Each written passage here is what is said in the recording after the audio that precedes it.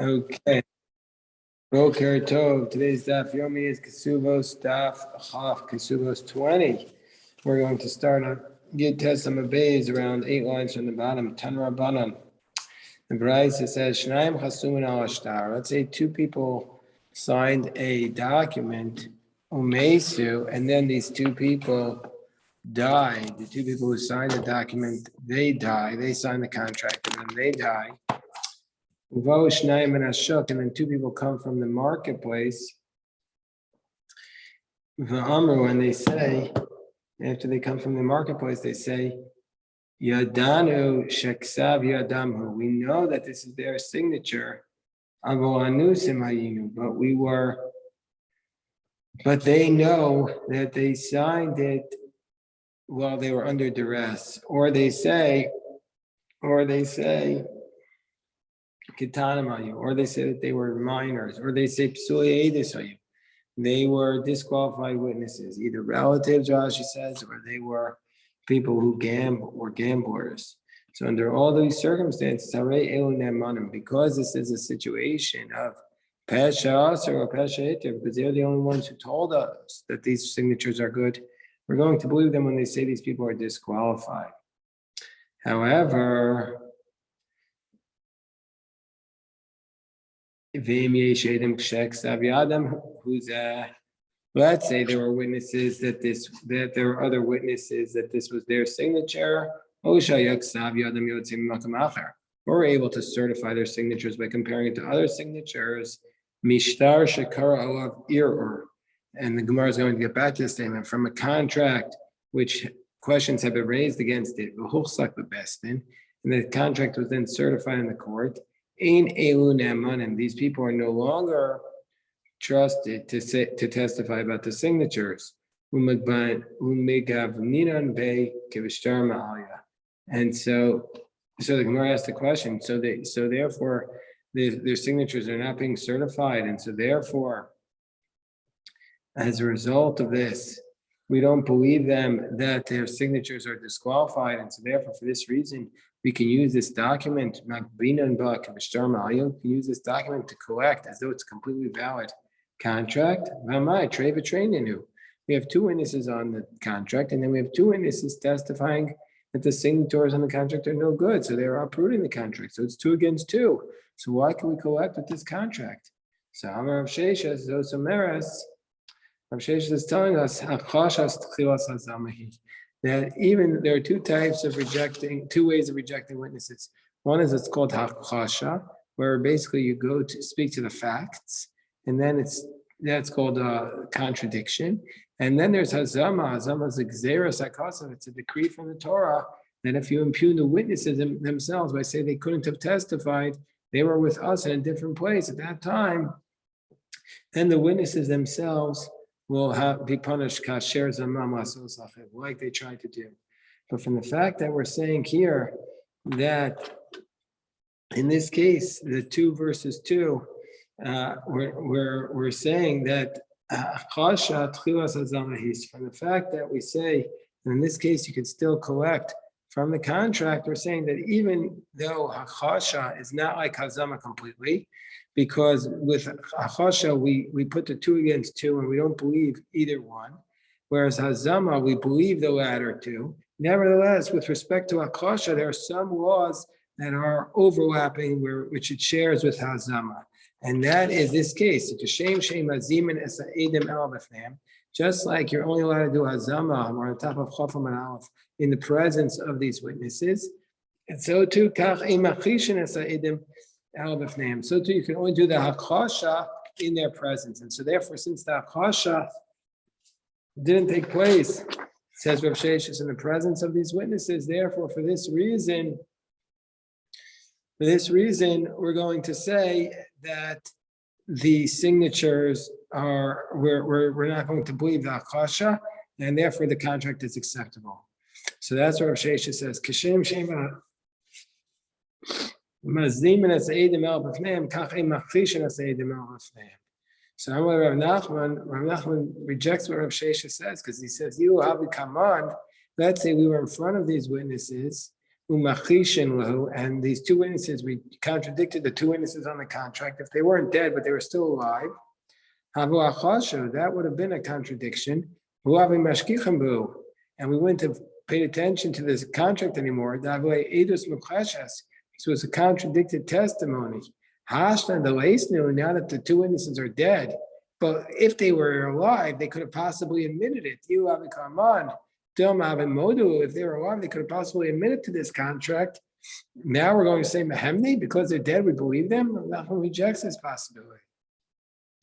So it says Rav Nachman pit two against two. Put the two witnesses on the contract against the two witnesses on the who came to reject them. Put the two against two. And keep the money in the case where it is, meaning to say the contract is not going to be used to take it out. And when it says that in this case, when it says that there are signatures, then we say Ein Elun Emana, we don't believe them. What does that mean? We don't believe these witnesses to tear up the document, but we still are going to say that these two witnesses are speaking, are enough to keep the money in its status quo. That's what Rav Nachman says. And the Gemara says as an example of this, this is like the case of Bar Shatya. So under this case, we're going to say the money stays in the possession of the status quo. And we're going to say, therefore, that you can't use the contract to get out the loan. But the contract is not torn up. And Rashi says this teaches us if somehow the other person grabbed that money, let's say the person who has the contract somehow grabbed the money from the person who's trying to get it away from, then that person would not be able to take the money back because the money just stays with whoever has it in their status quo. This is like the case of Bar Shatya. Bar Shatya was a person who was sometimes insane and sometimes of sound mind. And the Bar Shatya, he sold his assets. Also, betray. So two people came along and they said,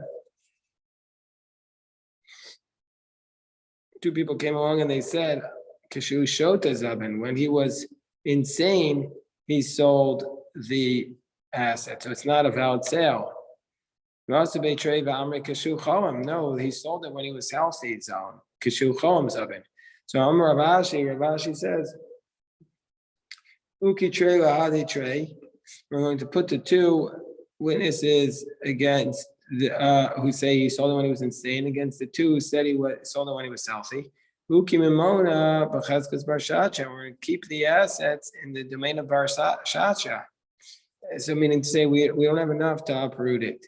V'lo Amran, and we don't say that we keep the money in his estate. We only say it when Bar Shatya got the money from his father, so he got it.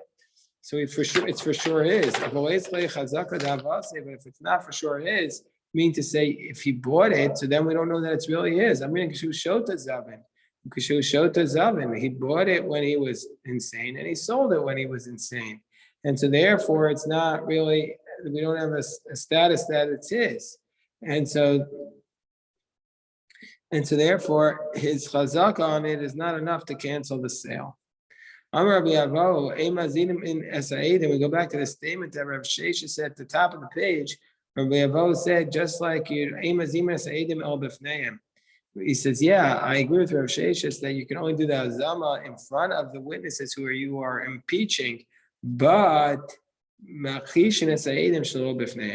you can contradict them even if they're not in their presence, like Rav Nachman. And yes, if you do the azama not in front of them, okay, it's not an azama. We're not impeaching the witnesses so that we punish them like they tried to do. But nevertheless, it is a chasha, and it's enough to cancel out the testimony and maintain the status quo.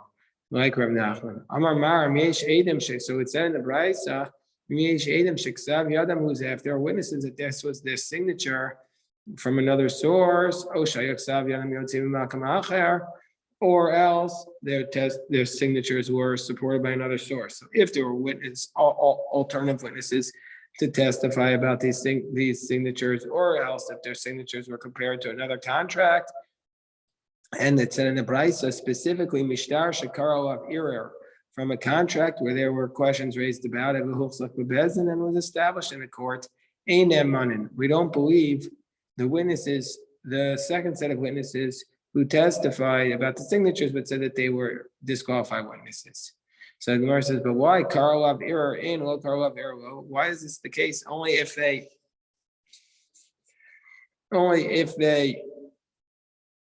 contract had a problem with it, but if it didn't have a problem with it, then you can't certify the contract. Misaile Rabbi Yasi, Dam Rabbi Yasi, Ema Kaimenes Nishtar, Al Mishtar Shakarlov Ira Vosik Bebezin. So Rabbi Yasi explains, yeah, it supports. So the Gemara explains this is support for Rabbi Yasi, who says that you're only able to certify a contract from a contract that questions were raised about it and was certified in the court. So therefore, that's the only time you can have a contract that's certified. Amri Nardai, so they said in the yeshiva Nardai, Emek Kaimen es Ashtar, El Mishtei Kesubos, O Mishtei Sados. So Nardai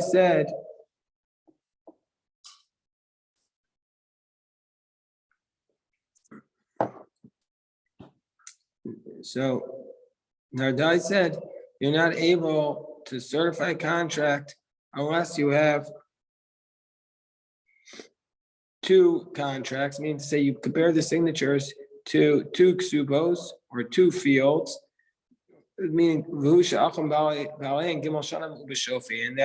and that's where the two fields where the person has a contract on these two fields, but he's had it for 3 years and nobody can challenge the ownership over those fields. Meaning to say, if you want to certify signatures, you could take them to two other Kesubos and compare it to them, or two other deeds of real estate and compare it to them. So Amar Rabbi Shimi Barashi, but those signatures have to be on contracts that other people have. Well, but if the person himself has a signature and he says, look, I have two other signatures that support it, low, because he could have copied it from them. Maybe he just copied it, he forged it. But well, even if these contracts come from somebody else, Nami. Maybe Dilma Azal v'chaza Asal v'zayif. Maybe he went and saw it and he copied it. Gemara says, nobody's that good of a forger. You can go look at the other person's contract and go back to your home and forge it. Tana Rabbanan, Kosev Adam Eduso al Ashtar. A person is able to write his testimony on a contract. You can write down your testimony on something else and then use it to testify with, meaning to say he's worried he's going to forget it. He can write down a piece of paper and hide it, and even after many years. Rav Huna says that's where he basically remembers it on his own. He remembers a little bit on his own. He can refer back to his notes. Rabbi Yochanan says, even if he remembers nothing, but after he looks at it, then he remembers. Meaning to say, he doesn't remember anything on his own, but when he looks at it, he remembers it. That's okay. Whereas Rav Huna says, no, he has to remember a little bit on his own.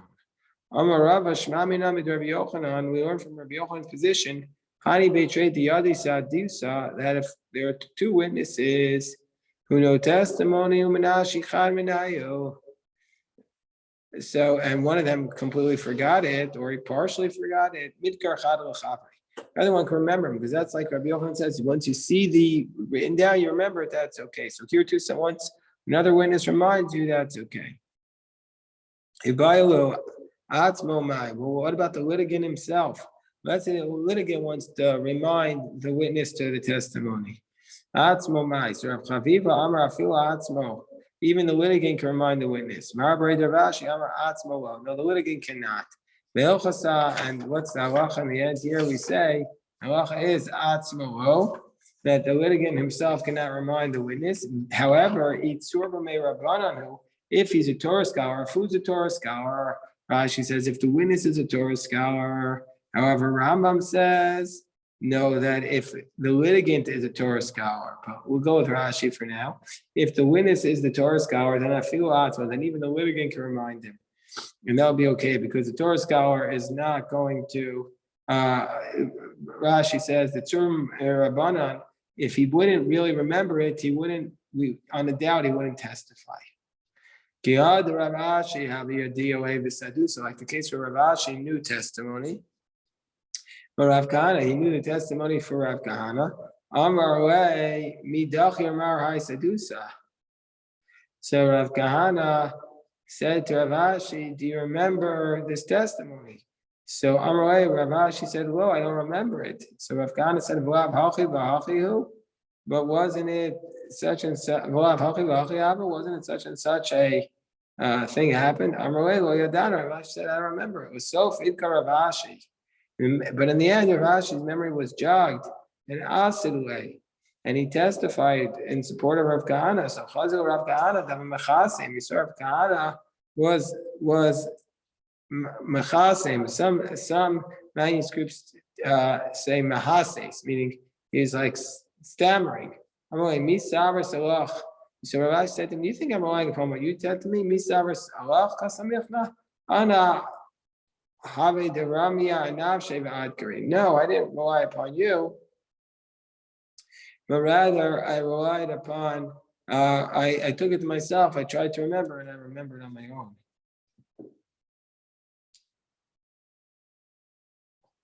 Tanan Hassam, we learned in the Mishnah in Olos the following. So the text tells us Hatululios. What are these Tululios? Rashi tells us these are Tile Karka, these are mounds of earth. And the people used to bury, Rashi says, Derech Bnei Adam L'Kor Batel, Mishum Deim Bnei Adam Matim Min HaDerech Havarov. They used to bury bodies in these mounds of earth on the side of the road because people wouldn't go off the road to go over it. And so you have these Hatululios, you have these piles of earth, HaKarovos, that they're close by. The Gemara is going to say what that means. Bein le'ir, bein le'derech, whether to the city or to the road. Gemara is going to explain what that means. Echad chadashos ve'echad yeshanos, whether they're new or whether they're old, they are tameos. Then they're going to be considered tamei. Tamei. Rashi says, what does it mean if they're new? It means to say it's not from a long time ago. Meaning to say that before too long there was no mound here. This is the new mound. You could say that since it's new, if there would be a dead body buried there, you would have remembered. And so, nevertheless, even though we say you would have remembered, nevertheless, we're going to say they're tummy out of a doubt. Because since it's close to the city, you could say a woman would have gone there by herself and buried her, the issue from her body, like her offspring, her stillborn, her miscarriage. So the Gemara says, back to the Mishnah from Olos, Hatuluyos, Hakrovos, Bein Yer Bein Lederech, these piles of earth that are close to the city or to the road, Echad Chadash, whether they're new or they're old, Tameos. We're going to consider them Tamei. But Harachokos, but these mounds that are far away, Chadashos, if they're new, they're Taharos. If they're new, and since they're far away, we're not concerned that a woman is going to go there. Then if they're new, they're going to be tahor because we would remember it. But if you're shenos, but if they're old, tameos, we're going to say they're tamei because we don't remember if somebody went and buried them there. And Ezui Krova, what's considered close to the city? Chamishim Amah, if it's within 50 amos of the city. Ezui Yeshana, what's considered old? Shishim Shana, back from 60 years ago. And the reason I'm mentioning this is we want to know if you remember testimony or if you forget testimony. So Stivri Rebbe Meir. So Meir says up to 60 years, we're going that if it's more than 60 years, we're going to not remember if a dead body was there, and so it's Tamei. Whereas Rabbi Yehuda says Krova Shein Krova Imenu. What does close mean? That there's no pile of earth close, there's no mound closer to the city. So, but if there was one closer, then even if it's within 50 amos, it's like it's far away. And if it's new, it's Tahora. Because if the woman is going to go by herself to bury her child, as Rashi explains, she wouldn't have gone to the farther one, she would just bury her child in the closer pile of earth. And what's Yeshana according to Rabbi Yehuda? What's considered an old grave? She'ein Adam Zocher, that nobody remembers it. The Gemara asks, My year or my derech. What does it mean? The city or the road? Ilema ir mamish. If it means an actual city or derech mamish, an actual path. Misfeik amin mechaskina tuma. Are we going to say out of a doubt that these are dead bodies buried around the land of Israel? Amar Reish Lakish said in Nazir Ilam Matzu V'Taru Eretz Yisrael that we found a pretext and we said the land of Israel is not ritually impure. We assume that Israel is tahor. So why are we saying that there are dead bodies buried everywhere? So Amar Rabbi Zera. Ir means the city that's close to the cemetery, and the path to the cemetery. I understand why the path to the cemetery. We're going to assume that there's a dead body there, because sometimes you're on your way to a funeral and it's Friday afternoon, and then all of a sudden it's Shabbos, and therefore as a result of this, Kavru Batel, and you're going to bury them in the pile of earth. You have no choice. So that's what's going to happen. But if it's a city close to the cemetery, Kulu Beisak Faros, I was like, people just go to the cemetery. Why are they going to bury them in a pile of earth? No, because the women bury their miscarriages there because they want to go by themselves to bury it, and they don't want to go all the way to the cemetery by themselves, so they'll go close by to the cemetery. Also, the mukei shlin, if a person has their limbs, so we're saying that their limbs have fallen off. Ad chamishim amar azlahi uchuda.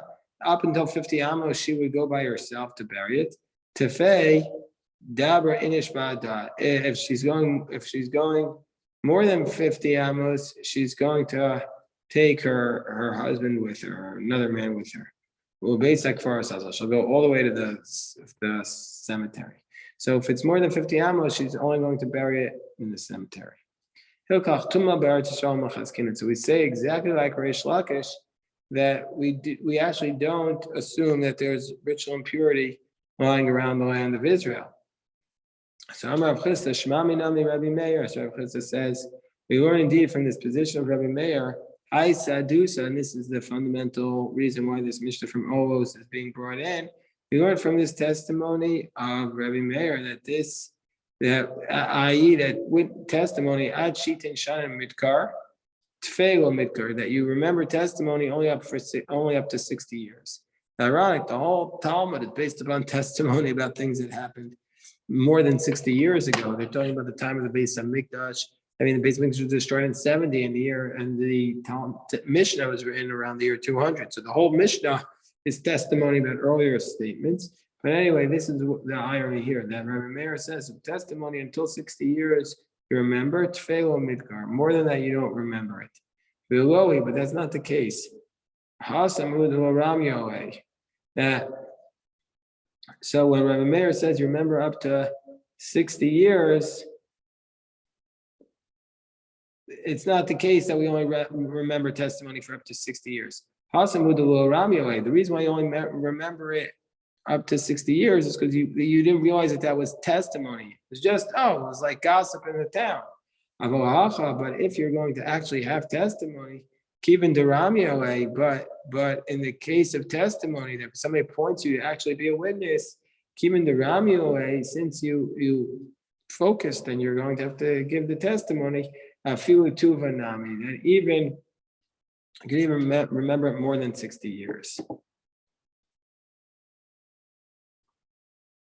So now we start the next Mishnah. Zelmer Zeksav Yadi.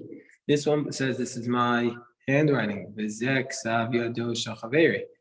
this is my handwriting, and this is the handwriting of my friend. Reuben says, this is my handwriting on the signature, and this is the handwriting of Shimon.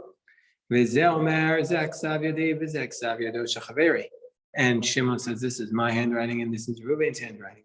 We're going to say that we believe both of these people. So we're going to say both of them are believed because you have two witnesses that are testifying on every single signature. Reuben saying this is my signature, and this is Shimon's signature. And Shimon's saying this is my signature, and this is Reuben's signature. So we believe them. Each one says this is just my signature. They don't say anything about the other signature.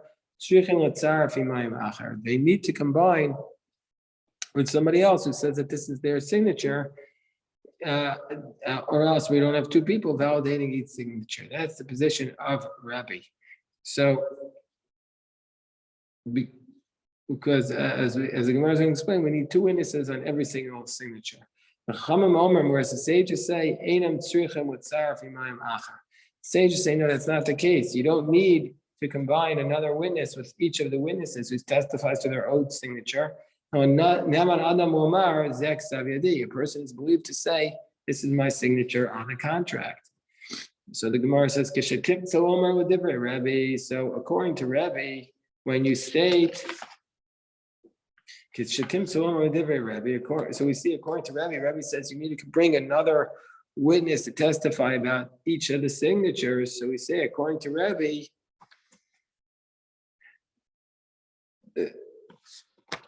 we're saying on top of 21a, Rabbi says they're testifying about their own signature. So what does that mean? They're testifying about their own signature. Rashi explains, when you go to the depths of Rebbe's position, you'll see that they're testifying about their own signature. So when they uphold the contract in the court, they're just testifying about their signature, but so therefore you need two witnesses on each signature. The Chachamim say, the Divrei Chachamim, however, says the Gemara, according to the position of the Chachamim, they're not testifying about their signature. Really, they're testifying about the events of the contract. So therefore, we're saying we saw this loan, and so therefore two is sufficient. And we don't need one of them to testify about the other person's signature. So the position of Rebbe is we're testifying about the signatures, and the position of Chachamim is we're testifying about the events. So Gemara says, well, Pshita, that's obvious. That's a clearly obvious inference from our Mishnah. Gemara says, no, Ma'al the Tema, you might have said, but Rebbe Sipuke Misavkule. You might have said that Rebbe actually, the reason why Rebbe says you need to testify, you need two witnesses on each signature is not because he's certain that they're testifying about the signatures and not about the event, but maybe because Rebbe is uncertain. He's Sipuke Misavkule. He was uncertain if they're testifying about their signatures, or if they're testifying about the events, about the $100 in the contract. And what is the difference here?